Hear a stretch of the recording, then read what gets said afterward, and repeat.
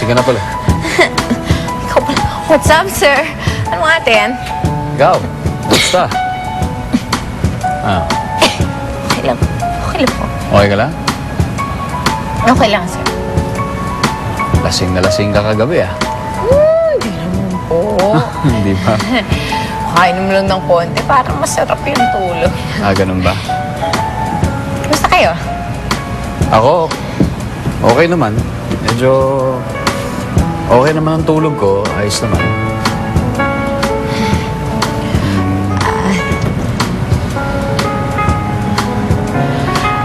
About last night. Yun nga ho, sir. Kagabi, yung nasabi ko. Oh, Yun ang pansinin yun. Ako, maliwala yun. Eh, alam niyo naman, nakainom lang ako, nagpadala ako sa alak. Wala yun. Nakakaya nga.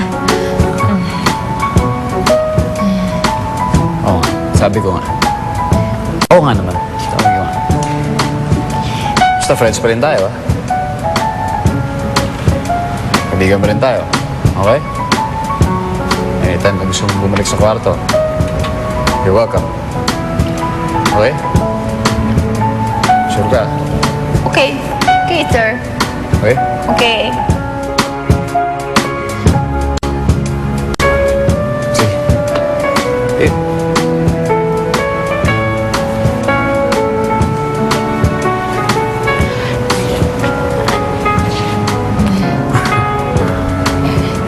Okay. Eh. Sige, sir. Next day. You too, sir. Two. Don't drink like me.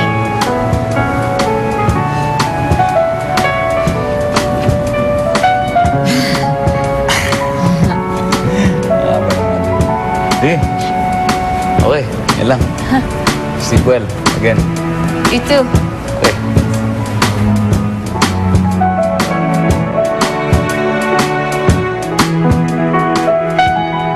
Ay, may dumating ba kasi na kuya na yun? Dali, buksan mo yung pinto na kung magagalit yun pag wala mo bubukas kagad sa kanya. Hindi ko naman mapipigilan yung kasal na yun. Tingnan mo naman ako, ano bang laban ko kay Nikki? You can't really blame Kenneth for defending that Tonette. He's just trying to be a good friend. But I'm his fiancé! Exactly. Kaya nga kailangan maging close ka dyan sa Tonette na yan. Ang ganda mo. Sexy. Eh, bakit hindi pa rin ako makuhang mahalin ni Sir Kenneth? Ang tingin sa'yo ni Kenneth, bakla! Alam mo, feeling ko, she's trying to destroy my wedding. Ay! Ay, matangkot!